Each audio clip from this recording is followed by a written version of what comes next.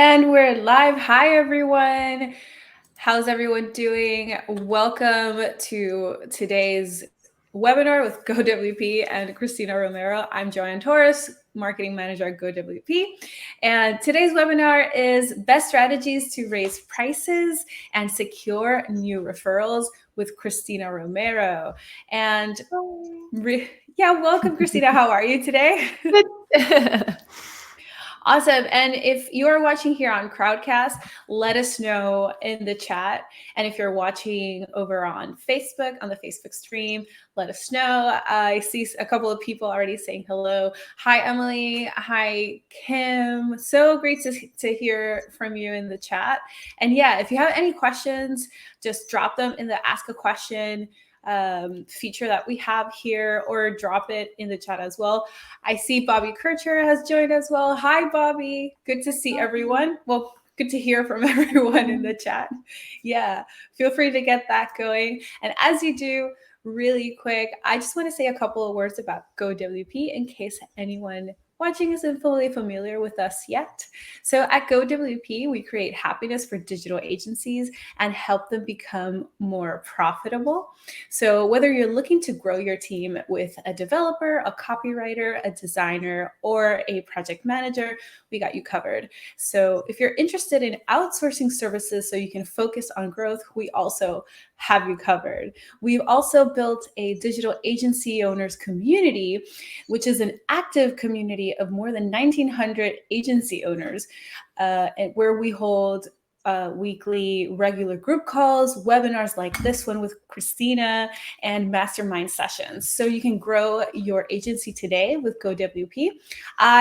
There is a little call to action here, right here, that you can click to join our community. So yeah, just if you haven't already, go ahead. And a few notes in regards to today's webinars. Today's webinar, I'll be watching the chat. So if you have any questions, just throw them out there and I'll get them to Kristina. At the end, we'll have a little Q&A session. And so yeah, we've tested the chat. I see people already talking. Oh my goodness. So the chat has started. So hi, Anna. Hi, Melanie, Stacy, Imran. So good. So good to see everyone talking in the chat. So yeah, let's get to why we're here today. So Kristina Romero. Oh my goodness. What a joy to have her here today. So Kristina, seriously. So yeah, Kristina began as a website developer with her company KR Media and Designs, creating websites for companies that you may or may not heard about, such as, the Coca-Cola Company, Food Network, and some Hollywood celebrities.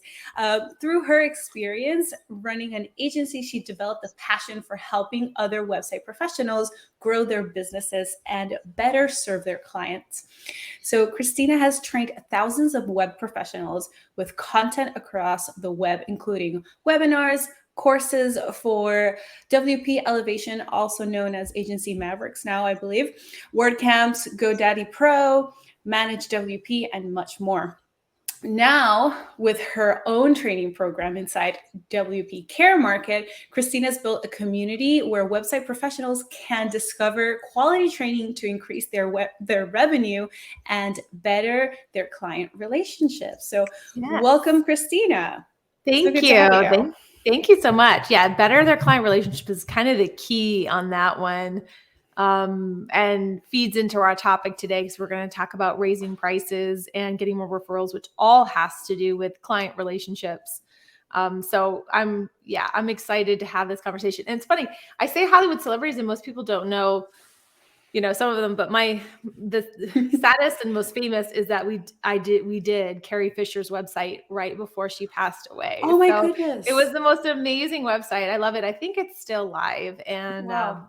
I know. And it was such a bummer because it was, I was going to go out to LA and meet her after the site was live. So anyway, it was very sad, but that's such a great nugget of trivia. I feel like you might be in some trivia night somewhere. Well, the crazy thing is she had no website. She had some page builder on Bluehost, like hardly anything.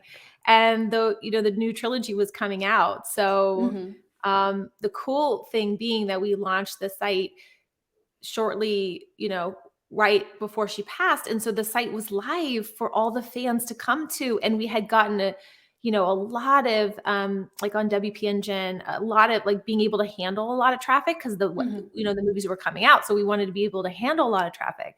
Well, it ended up handling a lot of traffic for people who wanted to come and pay tribute. So that's what was really cool about it, that it actually was timely for that reason and that it got her voice out and her message out. So that's wonderful. And for those watching or listening over on Facebook, Carrie Fisher from the Star Wars conglomerate. Star Wars universe. Exactly. Wow, fantastic. Anyway, side note, fun fact about Kristina. Okay, let me go ahead and share my screen. When I share my screen, I won't be able to see this. So you tell me, Joanne, you pipe in, and if there's something you need me to like pay attention to, let me know. No worries. I'll be here. I'll be watching the chat. If anything happens, I'll be in your ear if necessary. Okay, perfect. All right. And I'm going to try to pace this out a little bit into two sections. The first being about raising prices and the second about getting more referrals. And feel free to jump in here, Joanne, at any point with a timely question in the chat or need for clarity or anything, because I'm at the pace of everyone watching this. So this all comes from my latest course on outreach and conversion. So care plan, outreach, and conversion. I basically have 4 standard operating procedures about how to get more care plans, more revenue, really. And one of the revenue streams is increasing your current prices for clients. And then another one is getting more referrals. And then there's cold contact outreach and getting new care plan clients. Oh gosh, I'm blanking on the fourth one. I need more coffee this morning. All right. Anyway, there's a few people in the chat who I see as my students, so they can fill in on the fourth one while I go through this. But anyway, I saw some familiar faces in the chat. WPCareMarket.com/raising prices will direct you to a download that you can take away from this webinar. I always like to do downloads just so you have something that you can actually like have to walk away with. So if you're not taking notes or I said something you don't want to watch the whole replay again, it's helpful. So WPCareMarket.com/raising prices. Just don't jump ahead of me when you get the download and start reading ahead. Just some things we're going to talk about. So that's me, Kristina Romero, founder of WP Care Market. Joanne gave a lovely intro there about my life in the last 12 years. But, I'm around the web. I have a Facebook group that you can pop into as well. And yes, I kind of am known for like care plans, but care plans is just a small sliver of the larger conversation, in my opinion, which is about client relationships. So I get really passionate about client relationships because I think that is the key to running a successful web agency or a successful web-based business. It's just having good, positive client relationships, because everything comes from that. You don't have to keep lead gen. You don't have to keep worrying about where you're going to find your next project. You kind of just like start serving the clients you have, and then grows over time, those referrals being the key thing there. So raising prices and referrals is what we're going to talk about today. And this is all about the client. This type of increase of revenue is truly based on having positive client relationships. Now, I get oddly very defensive of clients the more that I've stepped away from client work. So I had the agency for 10, 11 years before I sold it. And now that I'm focusing completely on the training portion of my life, I've become the client in many situations because I no longer have my team. So I've been in situations where I've worked with some colleagues to get stuff done. I have a side passion project in which I was the client. And again, it's that role reversal where you become on the other side. And although I did have a good relationship with my clients and a good ear to how to have positive relationships, it wasn't until I really stepped into being the client in a lot of situations that I was like, ooh, yeah, we kind of fail clients more than we realize. And so I read stuff in Facebook and posts, and I kind of want to jump in there and be like, well, from the view of the client, and I have to walk myself back. So I just think overall we can have better relationships with our clients by what we're going to talk about today, and just kind of realizing there's things that we have to sort out on our end that will make them better clients to us. So let's get into it. I've got some fun stock photos. If you have your favorite, let me know. Why not raise prices? Why don't we raise prices? Or when not to raise prices? The thing is, you have to know your numbers. Otherwise, you have no idea what you're raising it to, how much you're raising it, why you're raising it. It's really important you have a profitable care plan. And what I mean by that is you should know your expenses, and you should know how much time is involved to updating the website. Great thing about GoWP is you have a set fee for that care plan. So you already know a fixed cost for updating, maintaining, and supporting a site, which is cool. If you don't have a white label solution like GoWP, then you do have to know how long it's taking you to do the work. But on top of that as well, just software and all the things that you're making available, you have to pay for a support desk. There's a lot of things. And obviously the more clients you have, a lot of those larger costs get scaled down. So if you're paying a fee for a support desk, it's going to be more per client if you have 10 clients than if you have 50 clients, obviously. So the profit increases the more clients you have, but you do need to know your numbers well. I always say I like to see care plans at least at least 50% profit. I mean, I would say you're doing something wrong if it's staying at 50. It should be 60, 70% profit on care plans.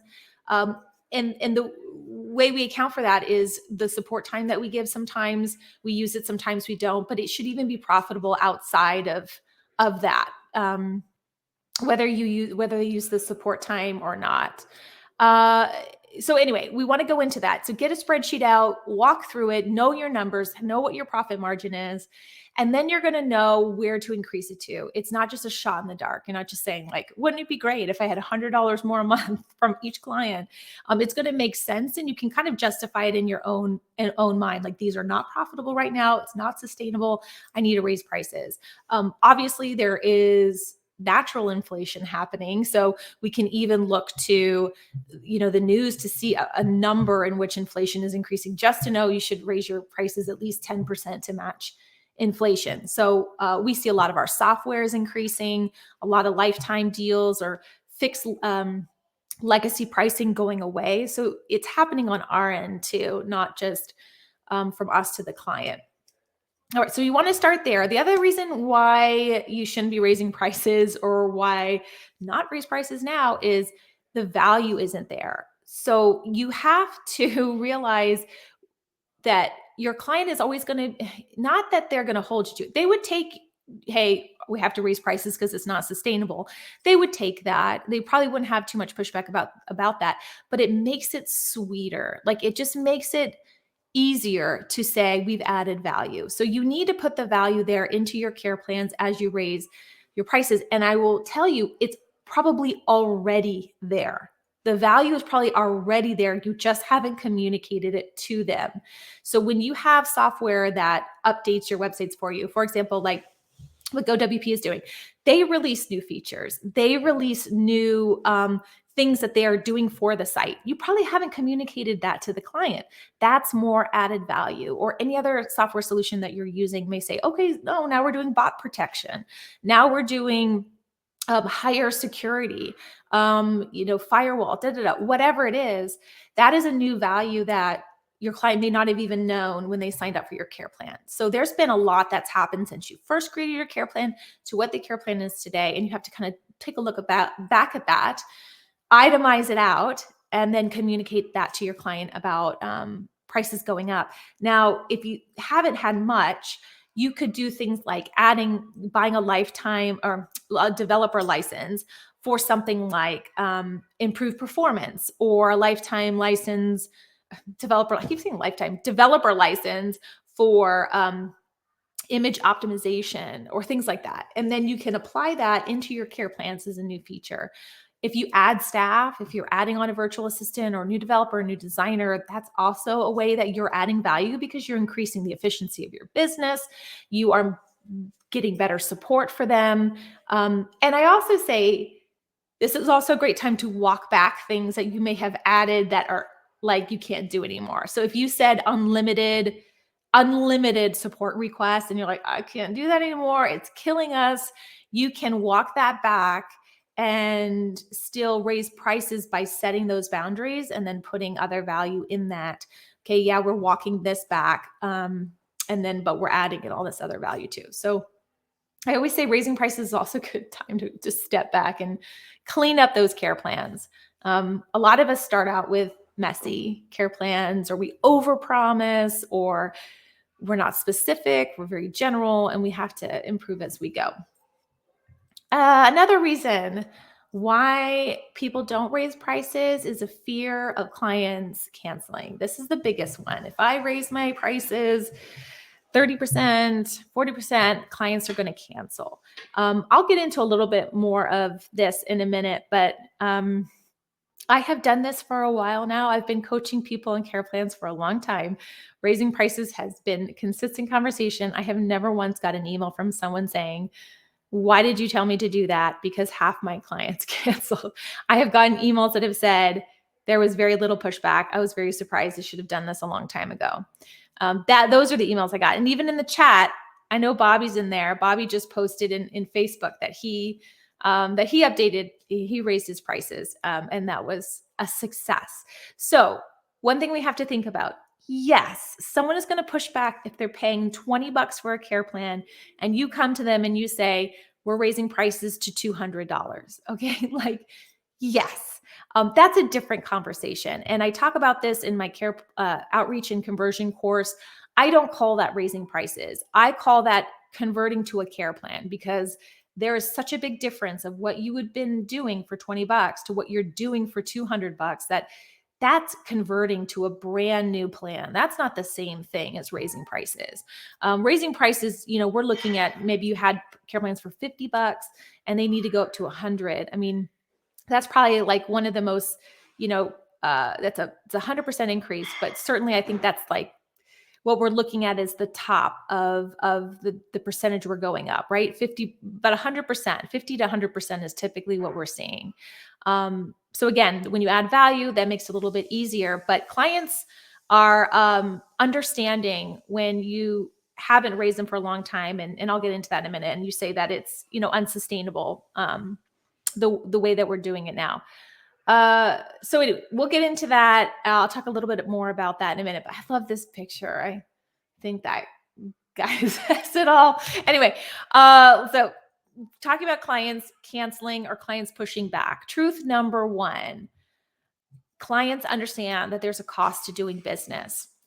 The clients that don't understand that there's a cost to doing business are typically the clients who have probably been your PIA.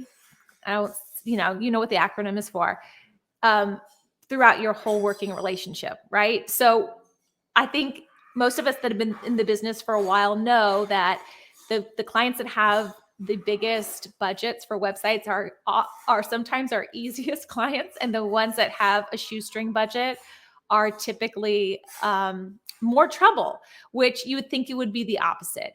But that's what we found. So sometimes we'll get those clients that are going to push back, but they push back anyway. They always push back. They push back on the project. They push back during the project, and they're going to push back on the price increase. I'm not sure those are the clients we want to anyway. So if we're doing websites for clients that run businesses, which are our ideal clients, people who make money off their website are our ideal clients. If we're doing business for those people, they're going to understand. We're going to feel pushback on people who just don't have the budget for anything and have been difficult all along. And we're going to feel pushback on people who probably have vanity websites, that they're not making any money off their website. And maybe it was a stretch for them to even have a website. Not sure we're in that space anymore. It seems like even vanity websites have YouTube channels and are making money off of TikTok. So I think the game has changed on that a little bit. Truth number 2. It is a challenge to find another solution. I love this photo because I think of it like, house cleaning.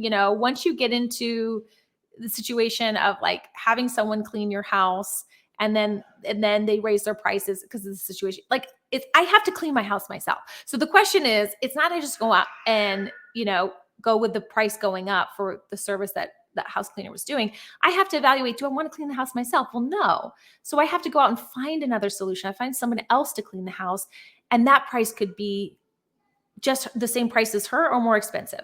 And so that's what we have to understand, is that the work on the client to find another solution, if they were to leave us and have someone else update their website, is a challenge for them. It is something that they have to do.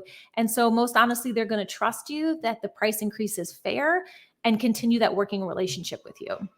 So updating a website, as you know, is becoming more and more standardized, that people understand it's being done for them. There's a lot of things to think about with website maintenance and cleanup. And then there's the added level of having you as their support, having you as their website professional. So if it's clear that this is how you work and this is how they work with you, is to have a care plan with you, they're not going to want to cancel, because not only will they have to find someone else to do website maintenance, they're going to have to find another web expert. And that's a lot of work and a lot of questions and a lot of uncertainty. Truth number 3, and this is, I hope, true for most of you, that your clients trust and value the relationship. This is everything. You do not have to be buddy-buddy or best friends with your client for them to trust and value the relationship with you. It could literally be, you have a brief email and a couple lines of communication, and that's the extent of it. Okay. So it's not like you have to be best friends, but their website is creating revenue for them. It's bringing in business. It is their 24/7 sales tool. And you are the person that helps manage that.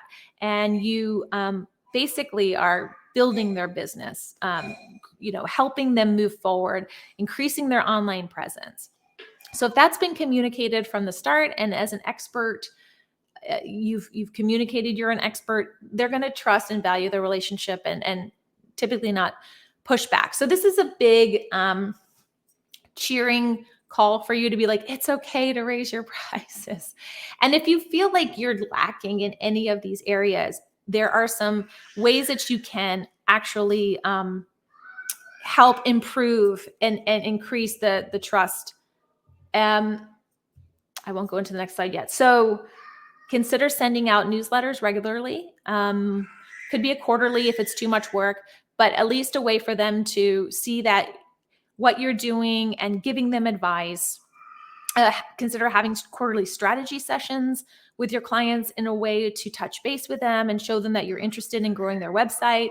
All of those things help get more work anyway. And then, of course, you should be sending out some kind of monthly care plan report that shows them that you are doing something, that what they're getting.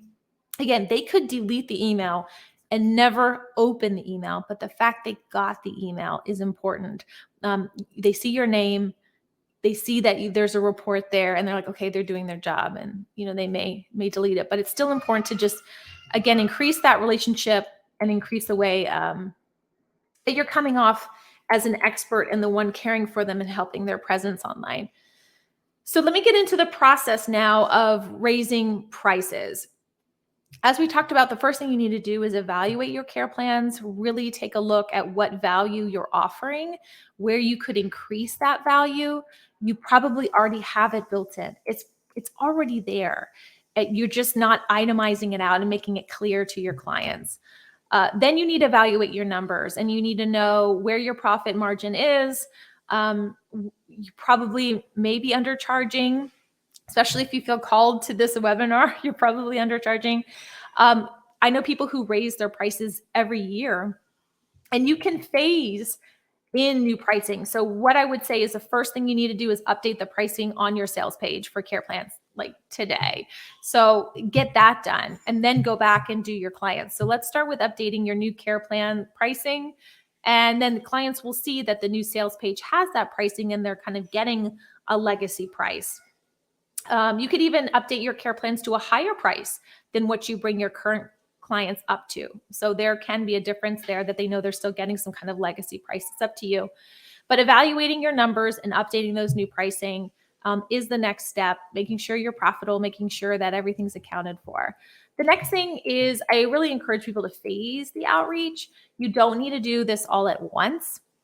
So you can evaluate your clients, see who is having the slightest bump in pricing or who's going to have the least pushback or who may be your favorite clients, and do that to them first. And then maybe phase into the ones that may be more challenging, only because it's going to give you more confidence if you see that the first batch of clients didn't push back. So that's kind of the process for updating. If you actually want the scripts to use and the Airtable on how to phase outreach and all the other resources, they're inside that outreach and conversion course. And I give everything you need to do from the first email to the follow-ups to everything like that, and how to do it in a way that's a little bit more detailed than what I was describing there. So if you're interested in doing that and getting more resources, I'll have a coupon at the end of this webinar here that can help ease the investment a bit for that course. All right, we're making good time. So I'll head in now into referrals. And Joanne, unless there's a question specifically about pricing, I can keep it with this section of the webinar. It's up to you. It's quiet. Yes. You, so. Okay. Oh, can you hear me? Yeah, I can hear you. Yeah. I will turn on my camera real quick. Just okay. Can you hear the background noise, or is it pretty clear? It's a little bit. I can hear it a little bit, but it's okay. Not. It doesn't come over your voice. So okay. All right. Yes, there is a raising prices question in the chat, and the question is: when raising prices on existing customers, is there a percentage of cancellations we should expect in terms of a rule of thumb?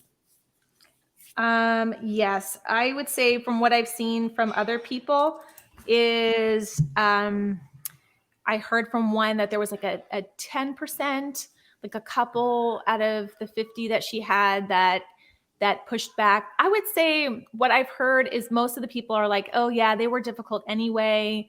I just expected them to, that this was going to be their out. Like this was going to be their reason to kind of say, okay, I'm on my way. So I kind of feel like people who are already mentally there are going to cancel, and you might know who they are. It's definitely not people who have been engaged in using you and appreciate their relationship. It's usually people who are a challenge anyway. So yeah, I mean, I think the Pareto principle kind of applies to everything, that 80-20 rule, 80% staying on, 20% maybe being a toss up. I've heard people say nobody pushed back. So I'd be curious with Bobby in the chat if he had any pushback at all. I believe Melanie mentioned that she had one client cancel. Yeah. Melanie Adcock. She mentioned that one client canceled. Let's see if we can give Bobby some time to answer it in the chat. But I think he shared in one of our happiness hours that everyone was game. So that's definitely a success story.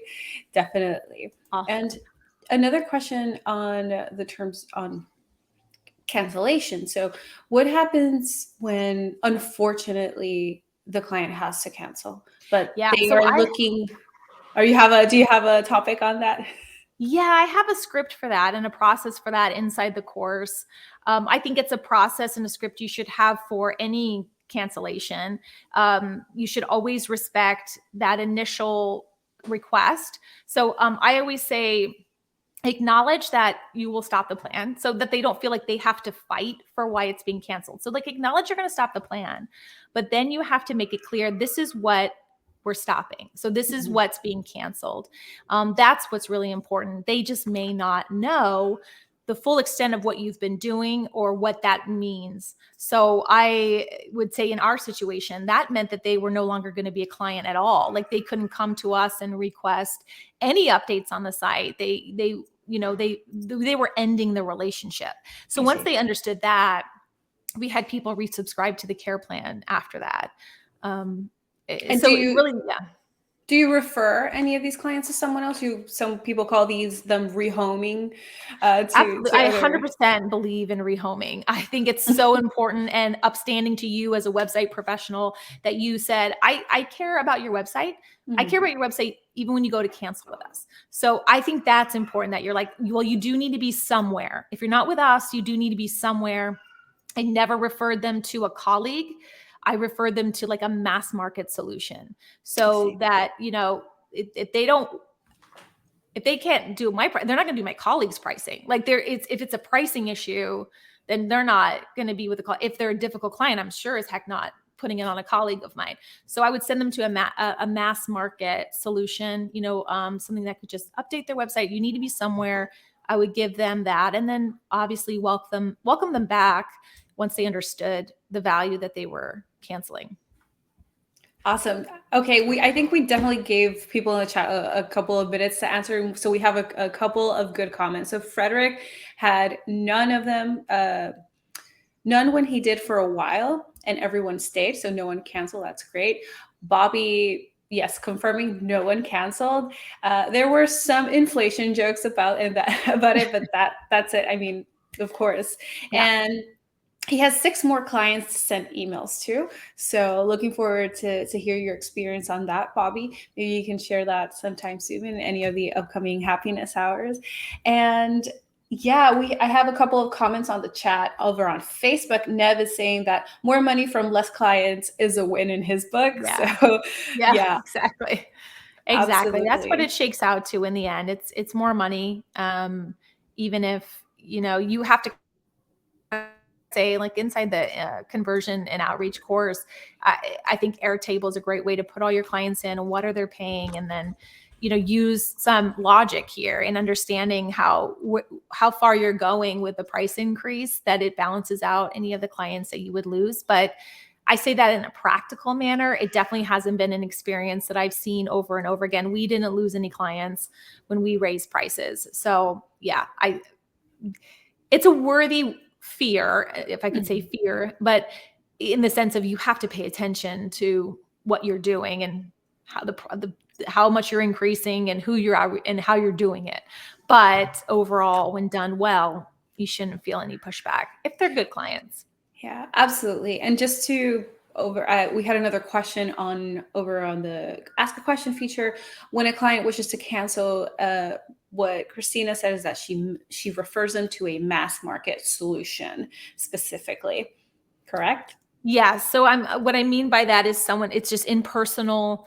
It is, they could go on the site, sign right up, put their website on there, right? It's one of those big impersonal, we just update your website kind of service, not another agency or anything like that.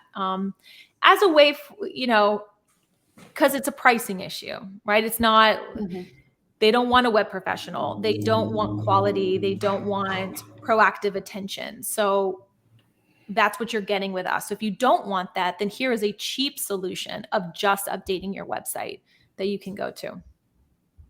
Awesome. All right. Nice. Okay, good. Well, let's set into referrals. And referrals, again, has to do with client relationships. So when we have positive client relationships, we should be getting more referrals. All our leads came from referrals for the 11 years that I ran my agency. Very, I'd say overwhelming percentage, probably about 70% of our business, 80% of our business were referrals. That was the bread and butter, because when a referral comes through someone of your clients, it's a warm lead. You don't have to warm them. They're not cold. They're already warm to the idea that you're good at what you do because their friend or their colleague said it.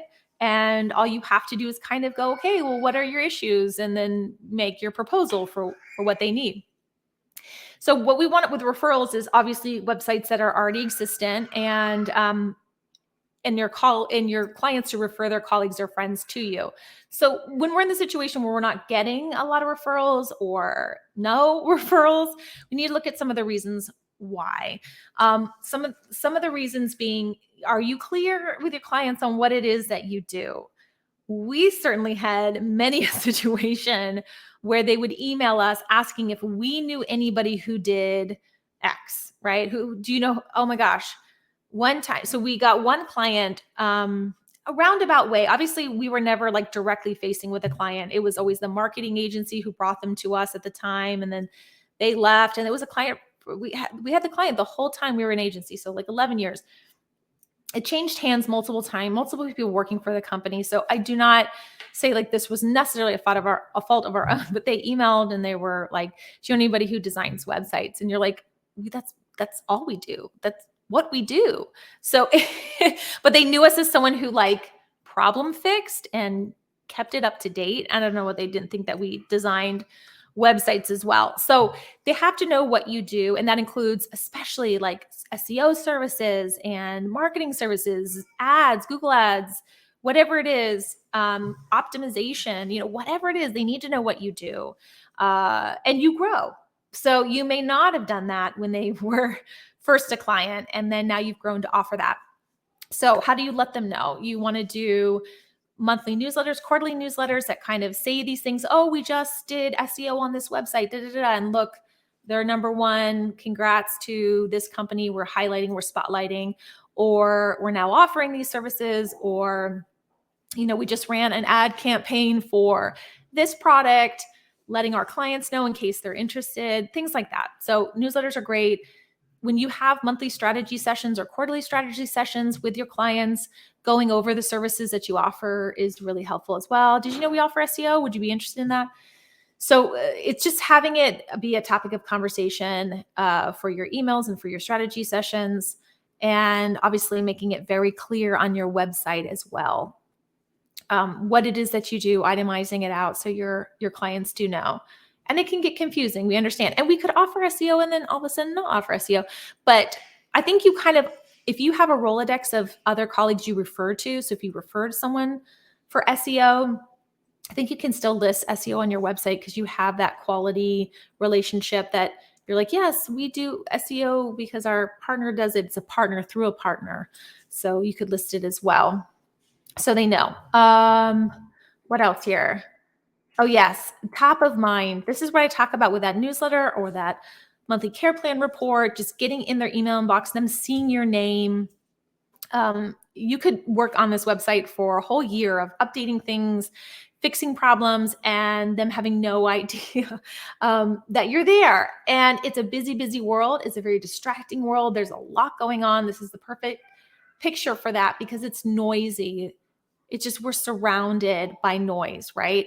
So don't be scared that you sending in something into their inbox frequently, like at least once a month, is more noise to them. I think it's just another way to be top of mind. Oh, there's my website professional. There's my developer. There's my designer reaching out, letting me know everything's cool.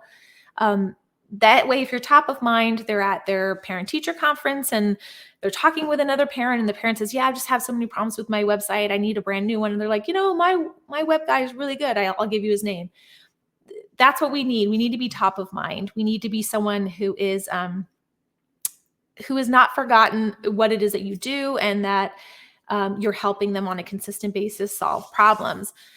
The other thing I didn't add into this, but I do want to add, is not just top of mind, but that you're available for business. I think a lot of, so we make a mistake. We make a big mistake as web professionals when we make ourselves look busy. And what I mean, we say to our client, we're only available from this time to this time. Book a time on my calendar, and they go to your calendar and there's like 5 spots available, right, throughout the whole week. Or you say like, start this project now, sign the proposal because we've got a lot of projects going on and you need to sign, as that like, right? Is that like ticking time bomb to make them sign the website and get started with the website? So we have all of this stuff to like manipulate our clients to sign proposals, to get a schedule on our calendar in the time we want. And so our clients have this false narrative that we're really busy. So they don't want to refer people to us because they think we're busy. We don't want that to be a reason. So it is important to let them know. And I guess that's where this comes in right here. Let them know that you are taking new business. And this is where I say must be incentivized. You don't need, I'll put it this way. If someone is a fan of you, you don't need to pay them to refer people to you. They will just do it because they like working with you. You solve problems. They know someone who has a problem and they want to look good at that person by referring them to you. However, if you are actively trying to get more referrals, it's really good to incentivize with some kind of flat fee as a kickback. This is where I'm saying letting them know you're taking new business is so important. They need to know that. Otherwise, they don't want to refer more business that slows you down for their project, for their support time. So if you're not turning things around quickly, if you're not, have smooth processes for your projects and they're getting delayed and delayed and delayed, if you're making it sound like they can't book a call with you because you're just so busy, they're not going to want to refer people to you. They're not going to slow you down more. So instead, put it out there that you've got a great process, you have great staff now, and your processes move quickly in your projects, you're finishing them on time. That's what we need. Like, they're having to book in the calendar because this is the slot that you take phone calls, not because you're so busy, but this is the time of day you take phone calls. Like, just being a little bit better in how you position those things so it doesn't come back to bite you. So anyway, incentivizing with a flat referral fee, having some kind of program that you send out to your current clients, letting them know that you're available for new business and that you've grown, and so you can support new business without affecting, any of their support time, and it only helps the people they refer to you. All right, last one being, make it easy. So we need to, with reaching out to our clients, we need to make it very simple of how they can refer. And what I mean is, like, put the words in their mouth so you can kind of give them, and I don't want to say too much without kind of giving away the stuff in the course. You want to give them something that they can use to reach out to the colleagues and their friends and family to refer them to you, if that makes sense. So yeah, just make it easy. Let them know what it is that they have to do. What do they do? Well, they just, send an email, right? Fill out a form, whatever it is.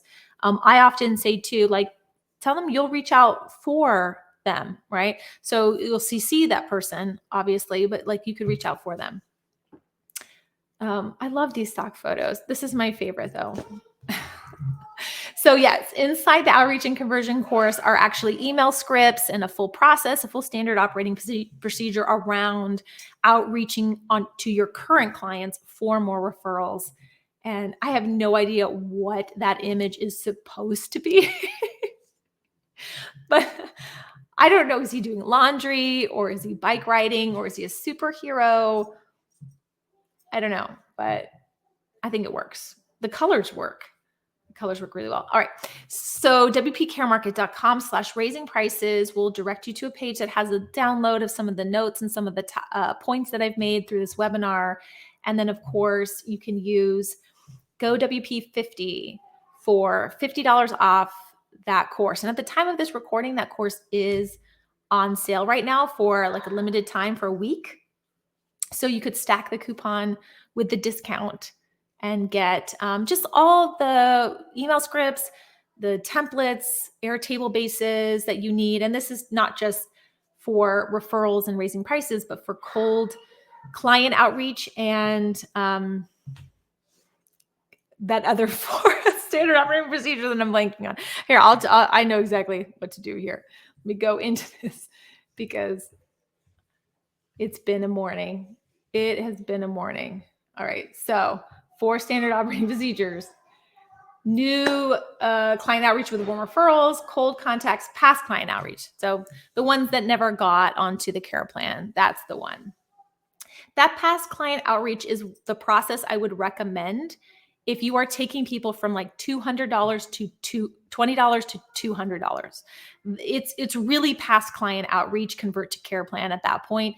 That process is for those big, significant jumps from like, I am kind of really charging you for hosting here and never really called it a care plan. And now I have to do an actual care plan with support time and this feature and that feature and this feature, and it's $200 and you got to go from 20 to 200. So that's past client outreach. That's not really raising prices. That's really not that process. You want the past client outreach process. There it is. All right. I was like, why am I blanking on that? Let me stop my screen share here. That was fantastic, Kristina. And yes, I agree with you. The stock photos are fantastic. Our Captain Laundry. Yeah, Captain Laundry as Captain Melanie. Laundry.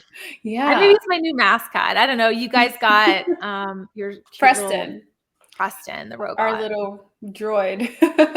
Yes. Captain Laundry. So we have a bunch of questions in the chat. Really rich questions, a little bit of a, picking your brain questions as well. And I just wanted to remind everyone, just over what Kristina just mentioned. Yes, if you use the code GoWP50, you will get $50 off the outreach and conversion course with the link I just dropped in the chats, both over on Facebook and here on Crowdcast. And in addition, Kristina is running a sale. So what's great is that those discounts are stackable. So she's running a 15% off sale. And then on top of that, you'll have 50 off. So that 50 is available for forever.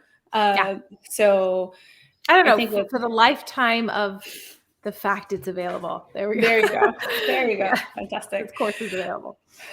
Yes. And to answer a quick question, Anna asked and this is just a quick me to Anna, will this be available for replay? Yes. Once you access the webinar on Crowdcast, you can access whenever you want. And as long as you're in your account.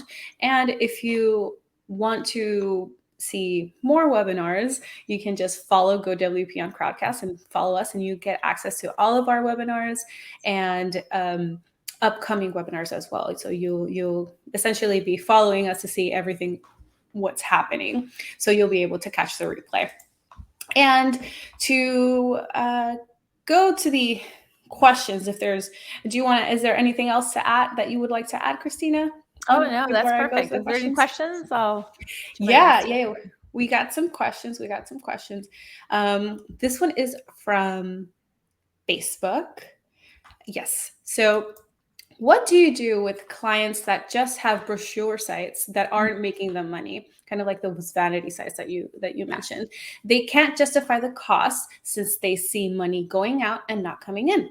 Some clients have said, I just want to take down my sites, and we have taken it down.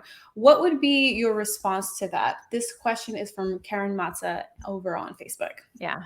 I think it's a mistake for us to be like, it's good. Everybody needs it. Everybody should be on this. I mean, there are certain situations that if it's not justifiable for them to even have a website, you can't force them to have a website.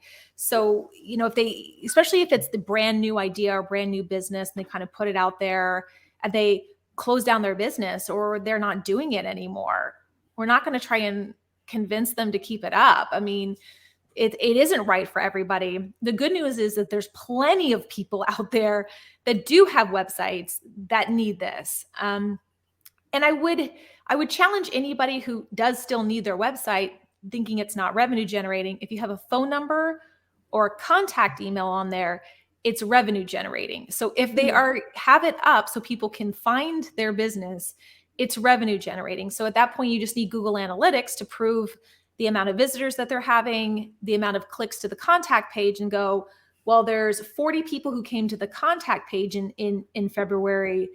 Those are 40 people that would not have come if you didn't have your website up, right? Those are 40 people that wouldn't have come if it was broken because it wasn't updated or was hacked or whatever. So on your side is Google Analytics to prove to them how many people are visiting the contact page. And that's typically all you need to, show that, those are 40 people. Did they call you? Did they email? Well, yeah, where did you think they came from? They came from the website. So almost every website is serving someone somehow. But if it's not because it was a failed business idea or they're closing it down then you can't convince them otherwise. I think some of the hardest clients are creatives, authors, artists, and they don't know how to use their website. So that's on us. That's on us then at that point to say, okay, well, you're not really taking advantage of all that you could take advantage of as an artist, as an author, and because you're not seeing that direct sale. Let's talk about different strategies we could get you out on the web more. So that's the other option. What about if for raising care plans? Yeah, for raising the care plan price, if it's your call, it's a judgment call. If you know that they're not using the site, it literally is just sitting there, you just don't want it to get hacked because it's on the same server as the other websites they do care about or whatever, you could almost devise some kind of like low level basic maintenance plan that you don't advertise, that you say, I'm just keeping your site on this so that it doesn't get hacked, and we're updating it, but you can't request support time. It's not going to have these additional features, but because you have other websites with us on the higher, on the actual prices, you could give them this sort of consolation maintenance plan, right? So it's your judgment call on that. If there's going to be exceptions, and you're probably going to have to work situations like that. I'm trying to think of some of the examples from, we had a client, and she's our great paying client. She had 2 websites on a regular care plan, regular pricing, and she had a website that we made for an author who had passed away from cancer. And she didn't want to take it down because it was almost like a living legacy, like a memory. That's an exception. That's a great exception to that. One other website was no longer a business, was no longer really doing anything, but she wanted it to still be up for a few different reasons. That's another reason. So they still need to pay to have it taken care of, but maybe it's just not one of your main care plans, and it's this kind of hidden, unspoken exception that you have. Running in the background, kind of. Yeah. But mind you, I did that because they were already clients on another care plan. You know what I mean? So like they were already clients. And if they just had that website and then they kept coming back for us wanting stuff, like no go. Gotcha. Another question that we have now that on the topic of Google Analytics is this question comes from Imran, and he's saying, I'm thinking of getting rid of Google Analytics on the care plan clients' websites, which is not GDPR compliant, and replacing that with Phantom or Plausibility, which is a paid service that is GDPR compliant. This adds value and may cost a little bit more money per month to my post, but I anticipate raising the 99 monthly to a 119. Is this a good idea? I think it's a good idea. I do. I think it's a good idea. I think it makes you look like a very proactive, educated, on top of it web professional. Awesome. So I think it's a good idea. Yeah. It may not be a good idea for everybody, but if you feel strongly about it, I think it's good. It's a piece of education that you're going to have to communicate to your clients, but that is such a minimal increase that for the benefits that you're saying it's going to bring. And you know what? If you ever have to walk that back, it's okay too. There you go. Things can be undone. Another question that we have, this comes from Trisha. Do you recommend having hosting included? I keep my plan super simple with updates to plugins, theme, and core files with an addition cost to make the site revisions. I feel kind of like I'm cheating my clients to go with no GA reports when they come to me from someone else charging less. So she's asking if she include the hosting. And if you recommend having the hosting included, yes.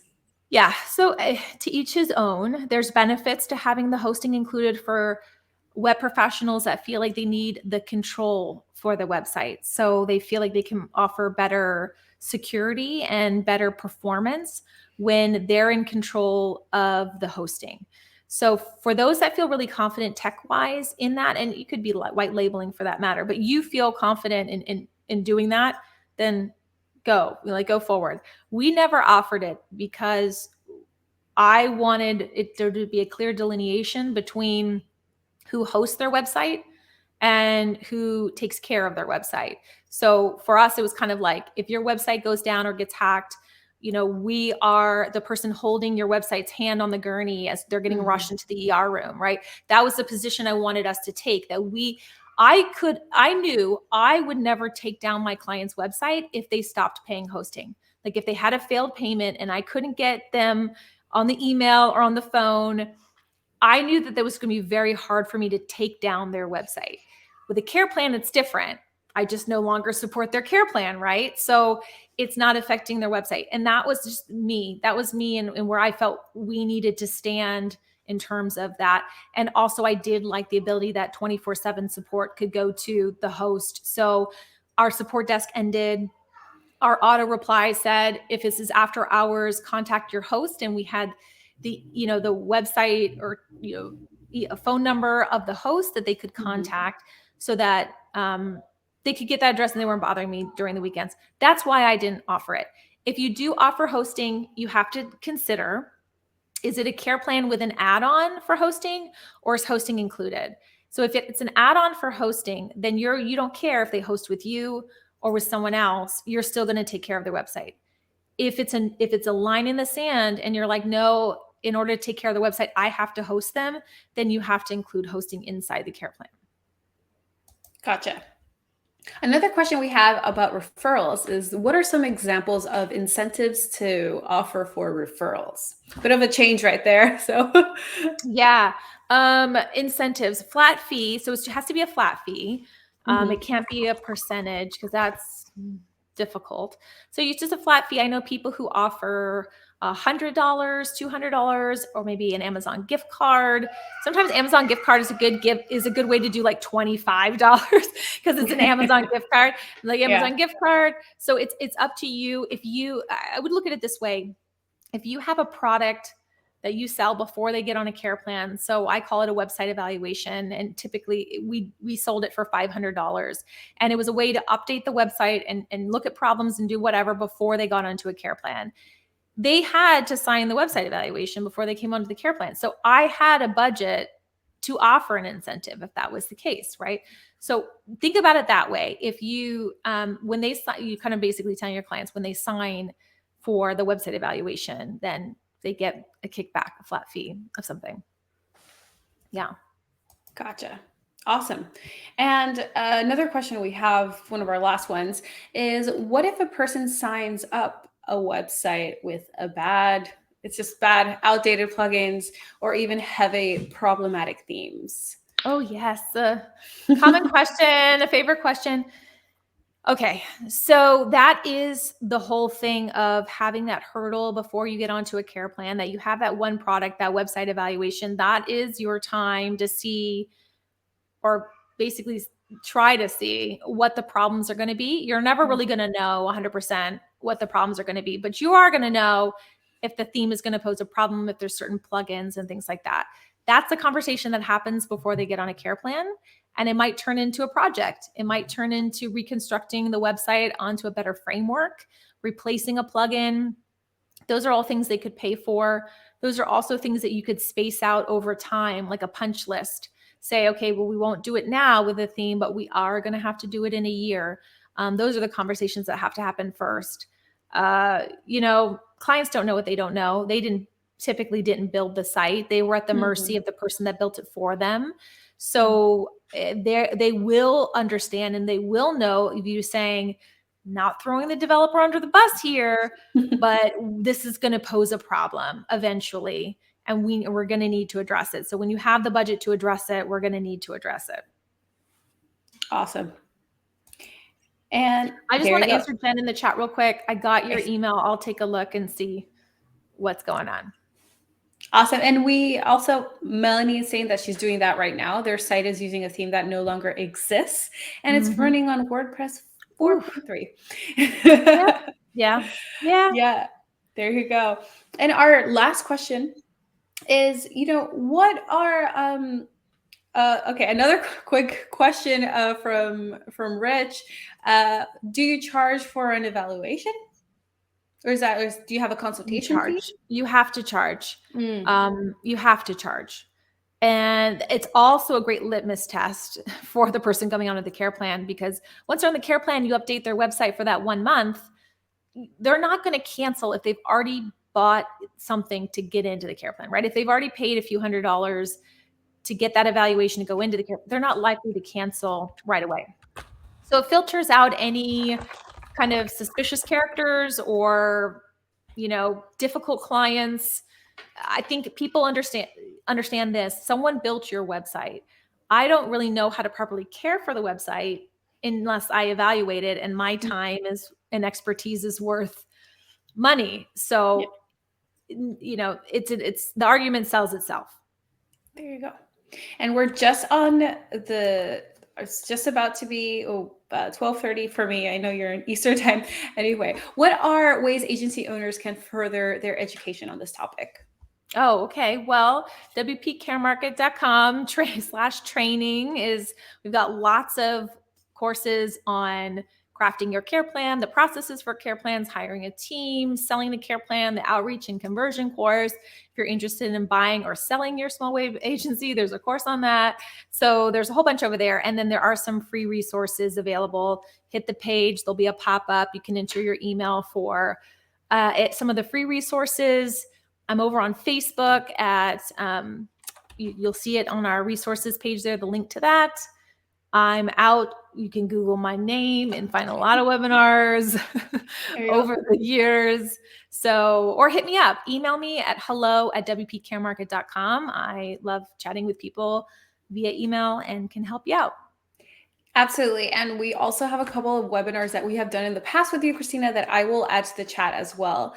And yeah, thank you so much to everyone who tuned in. Kristina, thank you so much for joining us today. This was super valuable and helpful.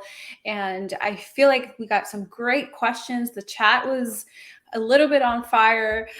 So yeah, it's always so great to hear what everyone has to say in their experience and their questions. So thank everyone who chimed in. Super valuable, Kristina. Also, thank you for your time. Really appreciate you. And yeah, I'll see you next time. Thanks, Joanne, so much. I appreciate it. Thanks for giving me the platform to chat, and I'll see you all around. Thanks. Bye. Have a great rest of your day.